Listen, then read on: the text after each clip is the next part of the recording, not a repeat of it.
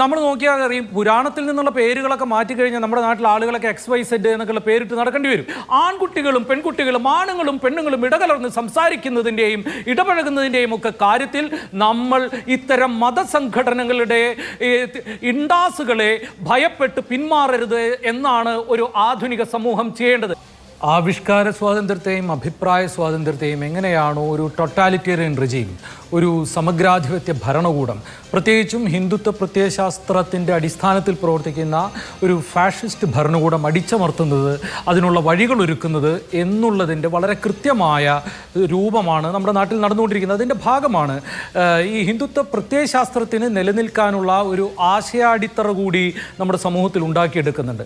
അതിൻ്റെ ഭാഗമായിട്ടാണ് ഇത്തരത്തിൽ വിശുദ്ധവൽക്കരിക്കുക, ഹിന്ദു മതവുമായും ഈ ഭൂരിപക്ഷ മതത്തിൻ്റെ ഭാഗമായിട്ടുള്ള എല്ലാ പരിപാടികളെയും വിശുദ്ധവൽക്കരിക്കുകയും അതിനെ രാഷ്ട്രീയവത്കരിക്കുകയും ചെയ്യുക എന്നുള്ളൊരു അജണ്ട നടക്കുന്നത്. ഇപ്പോൾ നമ്മൾ നോക്കിയാൽ അറിയും, പുരാണത്തിൽ നിന്നുള്ള പേരുകളൊക്കെ മാറ്റിക്കഴിഞ്ഞാൽ നമ്മുടെ നാട്ടിലെ ആളുകളൊക്കെ XYZ എന്നൊക്കെയുള്ള പേരിട്ട് നടക്കേണ്ടി വരും, അല്ലേ? പുരാണത്തിൽ ഇല്ലാത്ത പേരെവിടെയാണ്? മാധവനെന്നും രാമനെന്നും കൃഷ്ണനെന്നും ജാനകിയെന്നും സീതയെന്നും ഒക്കെയാണ് നമ്മുടെയൊക്കെ പേരുകൾ. അതൊക്കെ തന്നെയാണ് സിനിമയിലുള്ള ആളുകളുടെയും പേരുകൾ ഉണ്ടാവുക. അല്ലാതെ സിനിമയിലാക്കിയായിട്ട് നമുക്ക് വേറെ പേരൊന്നും കണ്ടെത്താനും കഴിയില്ല. ഇതൊക്കെ വളരെ കൃത്യമായിട്ട് ഒരു തരത്തിലുള്ള ഒരു തരത്തിൽ നമ്മൾ പറയുകയാണെന്ന് വെച്ചാൽ ഇത് ഈ കൾച്ചറൽ നാഷണലിസം എന്ന് പറയുന്ന ഒരു പരിപാടിയുടെ കൂടി ഭാഗമായിട്ടാണ് ഇത് ഒരു സാംസ്കാരിക ദേശീയത ഉണ്ടാക്കുക. ഈ സാംസ്കാരിക ദേശീയത എന്താ? ഭൂരിപക്ഷ മതത്തിൻ്റെ, ഹിന്ദു മതത്തിൻ്റെ ദേശീയതയാക്കി അതിനെ മാറ്റുക. ഒരു കാര്യം എൻ്റെ ഇടയിൽ പറയാം, ഈ പറഞ്ഞ സുംബ ഡാൻസുമായിട്ട് ബന്ധപ്പെട്ടുണ്ടാകുന്ന വിവാദങ്ങൾ വേണമെങ്കിൽ ഇതിൻ്റെ ഛായുള്ളതാണ്. അതിനെക്കുറിച്ച് ഞാൻ ഇതിൻ്റെ അവസാന ഘട്ടത്തിൽ ഞാനത് പറയാം, അല്ലെങ്കിൽ അത് ന്യായമാകില്ല അത് പറയാതെ പോയാൽ. അപ്പോൾ ഒരു കൾച്ചറൽ നാഷണലിസം ഉണ്ടാക്കുക, അതിൻ്റെ ഭാഗമായിട്ട് ഈ കൾച്ചറൽ നാഷണലിസം എന്ന് പറയുന്നത് എന്താ? ഈ സാംസ്കാരിക ദേശീയത എന്ന് പറയുന്നത് ഭൂരിപക്ഷ ഹിന്ദു മതത്തിൻ്റെയും ഹിന്ദുത്വ രാഷ്ട്രീയത്തിൻ്റെയും സങ്കുചിതമായ താല്പര്യങ്ങളുടെ ഒരു ദേശീയതയാക്കി മാറ്റുക. ഇതിൻ്റെ ഭാഗമാക്കി ഭരണകൂടത്തിൻ്റെ എല്ലാ സ്ഥാപനങ്ങളെയും ഇതിനുവേണ്ടി ഉപയോഗിക്കുക. ഇപ്പോൾ നമുക്ക് ഭരണകൂടത്തിൻ്റെ താല്പര്യങ്ങൾക്കനുസരിച്ച് ആവിഷ്കാര സ്വാതന്ത്ര്യത്തെ അടിച്ചമർത്തുന്നതിന് ഈ സെൻസർ ബോർഡിനെ ഉപയോഗിക്കുന്നത് ഇതാദ്യമായിട്ടല്ല വരുന്നത്. പ്രത്യേകിച്ചും മോദി ഭരണകൂടം വന്നതിന് ശേഷം അത് വളരെ കൃത്യമാണ്. ഇപ്പോൾ ആനന്ദ് പട്വർദ്ധൻ്റെ വാർ ആൻഡ് പീസ് എന്ന് പറയുന്ന ഒരു ഡോക്യുമെൻ്ററിയിൽ നിന്നും അവർ എടുത്തുമാറ്റാൻ, ഒരു ഫീച്ചർ അതിൽ നിന്നും അവർ എടുത്തുമാറ്റാൻ ആവശ്യപ്പെട്ടത് ഗാന്ധിയെ വെടിവെച്ചു കൊന്നത് RSS ബ്രാഹ്മണനായ ഒരു RSSകാരനാണെന്ന് പറയുന്നത് വെട്ടിക്കളയണമെന്ന് പറഞ്ഞു. ഗാന്ധി വധത്തെക്കുറിച്ച് പറയുമ്പോൾ കൊന്നത് ഗോഡ്സെയാണെന്നും അയാൾ RSSകാരനായ ഒരു ബ്രാഹ്മണനായ RSSകാരനാണെന്നും പറയുന്നത് എടുത്തുമാറ്റണമെന്ന് ആവശ്യപ്പെടുന്നത്. ഉദാഹരണത്തിന് പഞ്ചാബ് 95 എന്ന് പറയുന്ന ഒരു സിനിമ, ജസ്വന്ത് സിംഗ് ഖൽറ എന്ന് പറയുന്ന ഒരാൾ അവിടുത്തെ ഇൻസർജൻസിയുടെ പീക്കിൽ അവിടുത്തെ മറ്റു തരത്തിലുള്ള ഈ ഫേക്ക് എൻകൗണ്ടറിനെ കുറിച്ചൊക്കെ അന്വേഷിച്ചിരുന്ന ഒരു ആക്ടിവിസ്റ്റിനെ അയാളെ കൊന്നതിൻ്റെ പശ്ചാത്തലത്തിൽ ഉണ്ടാക്കിയെടുത്ത് അയാളുടെ ജീവിതവുമായിട്ട് ബന്ധപ്പെടുത്തിയെടുത്തൊരു സിനിമയാണത്. അതിൽ ഈ ജസ്വന്ത് സിംഗ് ഖൽറയുടെ കൊലപാതകവുമായി ബന്ധപ്പെട്ട് 6 മറ്റോ പോലീസുകാരെ കോടതി ശിക്ഷിച്ചിട്ടുണ്ട്. യഥാർത്ഥത്തിൽ ഈ സിനിമയിലുള്ള കട്ടുകൾ എന്തൊക്കെയാ ഇവർ നിർദ്ദേശിച്ചത്? പഞ്ചാബ് എന്ന് പറയുന്ന വാക്കെടുത്തു മാറ്റണം, അതിൽ അമൃത്സർ പോലുള്ള സ്ഥലപ്പേരുകൾ എടുത്തു മാറ്റണം, എന്നിട്ട് സാങ്കല്പികമായ സ്ഥലങ്ങളുടെ പേര് കൊടുക്കണം. പോലീസിനെ കുറിച്ച് പറയുന്നത്, ജുഡീഷ്യറി എന്നൊക്കെ പറയുന്നത്, ഈ ഗവൺമെൻറ് എന്ന് പറയുന്നത്, സർക്കാർ എന്ന് പറയുന്നത്, ഇതെല്ലാം എടുത്തു മാറ്റണമെന്നാണ്. ഇതൊക്കെ ഇവരുടെ താല്പര്യങ്ങൾക്കനുസരിച്ച്. ഇപ്പോൾ സിതാരെ സമീൻ പർ എന്ന് പറഞ്ഞ അമീർ ഖാൻ്റെ പുതിയ സിനിമയിൽ കമൽ എന്ന് പറഞ്ഞൊരു വാക്ക്, BJPയുടെ ഇലക്ട്രൽ സിംബലായിട്ടുള്ള കമൽ എന്ന് പറയുന്ന അത് എടുത്തു മാറ്റണമെന്നാണ് പറയുന്നത്. എടുത്തു മാറ്റണമെന്ന് മാത്രമല്ല, ഏറ്റവും വിചിത്രമായ ഒരു പുതിയ പരിപാടിയിലേക്ക് കൂടി സെൻസർ ബോർഡ് കടന്നിട്ടുണ്ട്. അത് ഈ സിതാരെ സമീൻ പറിൽ ഈ ഇൻ്റലക്ച്വലി ചലഞ്ചറായിട്ടുള്ള അല്ലെങ്കിൽ മറ്റു തരത്തിലുള്ള വെല്ലുവിളികൾ നേരിടുന്ന ആളുകൾക്ക് 2047 BJPയുടെ വികസിത ഭാരതത്തിൻ്റെ ഒരു BJP അജണ്ട എന്ന് പറഞ്ഞു കൊണ്ടുകിടക്കുന്ന 2047 അവർക്കൊക്കെ വലിയ സൗകര്യങ്ങൾ ഒരുക്കുന്ന ഒരു ഇന്ത്യ ഉണ്ടാകും എന്ന് പറയുന്ന പ്രധാനമന്ത്രിയുടെ പ്രസംഗം അതിൽ കൂട്ടിച്ചേർക്കണമെന്നാണ് ആവശ്യപ്പെടുന്നത്.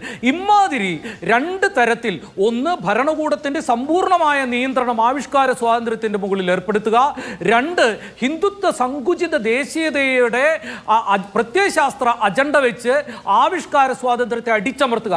ഇതേ പരിപാടി നോക്കൂ, ഇത് മറ്റൊരു തരത്തിൽ നടക്കുന്നത് എന്താ? ഇപ്പോൾ സുരേഷ് ഗോപിയുടെ സിനിമയായിട്ടുള്ള ഈ Janaki versus state of Kerala എന്ന് പറയുന്നതിന് നേരിടുമ്പോൾ സുരേഷ് ഗോപിയൊക്കെ തന്നെ പോയി കണ്ട് പ്രകീർത്തിച്ച മറ്റു തരത്തിൽ സമൂഹത്തിൽ പകയും സ്പർദ്ധയും വർഗീയതയും വെറുപ്പും മാത്രം ഉണ്ടാക്കുന്ന കാശ്മീർ ഫയൽസിനെ, സബർമതി റിപ്പോർട്ട്, കേരള സ്റ്റോറി പോലുള്ള സിനിമകളെല്ലാം ഇവർ കൊണ്ടാടുകയാണ് ചെയ്യുന്നത്. അതായത് ഹിന്ദുത്വ പ്രത്യയശാസ്ത്രത്തിൻ്റെ അജണ്ടകൾക്കനുസരിച്ച് ഇതിനെ രൂപപ്പെടുത്തുക എന്നുള്ളതാണ്. ഇപ്പം നേരത്തെ ഇവിടെ മാധു പറഞ്ഞ പോലെ ഇത് കോടതിയിൽ പോയിട്ട് ചിലപ്പോൾ കോടതിയൊക്കെ ഇതിന് അനുകൂലമായിട്ടൊരു തീരുമാനം എടുക്കുന്നതിന് അത് the producers have to dig into their deep pockets എന്നുള്ളതാണ് പ്രശ്നം. അവർക്ക് ഒരുപാട് പണം ചെലവാക്കേണ്ടി വരുന്നു. അപ്പോൾ എന്ത് ചെയ്യും? സ്വാഭാവികമായിട്ടും ആളുകൾ ഇപ്പോൾ എമ്പുരാനിലൊക്കെ കണ്ട പോലെ എന്താണോ ഈ ഹിന്ദുത്വ സംഘടനകളും അവരുടെ തെരുവ് ഗുണ്ടകളും ആവശ്യപ്പെടുന്നത് അതിനനുസരിച്ച് സെൻസർ ബോർഡ് പറയാതെ തന്നെ കട്ട് ചെയ്യുന്ന ഒരു തരത്തിലുള്ള സെൽഫ് സെൻസറിങ് ഏർപ്പെടുത്തും. അതായത് രാജ്യത്തിൻ്റെ രാഷ്ട്രീയ സാമൂഹ്യ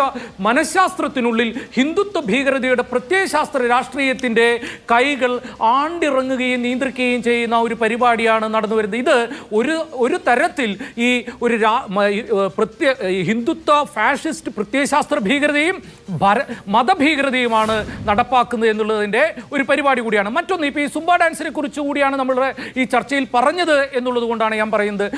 ഒരു കാര്യത്തിൽ എനിക്കിവിടെ അഭിപ്രായ വ്യത്യാസമുള്ളത്, ശരിയാണ്, പറയുന്ന വാക്കുകൾ പ്രത്യേകിച്ചും ആ വിഷയത്തിൻ്റെ സെൻസിറ്റിവിറ്റിയും ഗ്രാവിറ്റിയും ഒക്കെ അനുസരിച്ച് അത് നമ്മൾ വളരെ സൂക്ഷിച്ച് ഉപയോഗിക്കേണ്ട വാക്കുകളുമൊക്കെയാണ്. കാരണം നമുക്ക് എന്ത് അഭിപ്രായ വ്യത്യാസമുണ്ടെങ്കിലും അത് ജനാധിപത്യപരമായി കൃത്യമായിട്ട് തന്നെ പറയേണ്ടതാണ്. പക്ഷേ അതിലെനിക്ക് യാതൊരു അഭിപ്രായ വ്യത്യാസവുമില്ല. അങ്ങനെ തന്നെയാണ്.